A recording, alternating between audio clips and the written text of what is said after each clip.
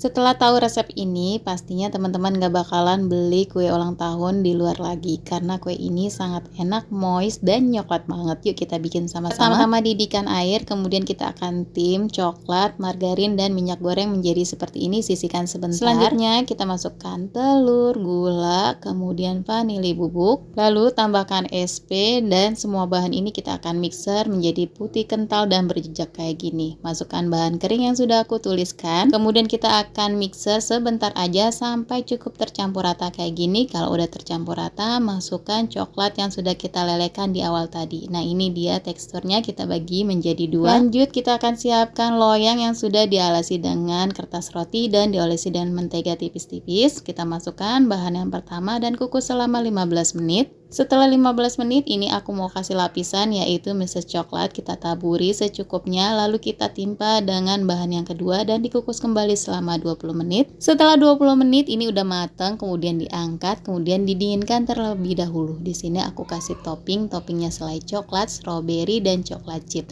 Bebas ya, boleh pakai topping apa aja, tapi aku pakai gini aja biar lebih simpel. Tapi hasilnya Masya Allah cantik banget dan kelihatan premium ya, padahal yang aku pakai bahan-bahannya cukup ekonomis banget. Ini cocok banget untuk dijadikan kue ulang tahun dan selamat mencoba, semoga bermanfaat.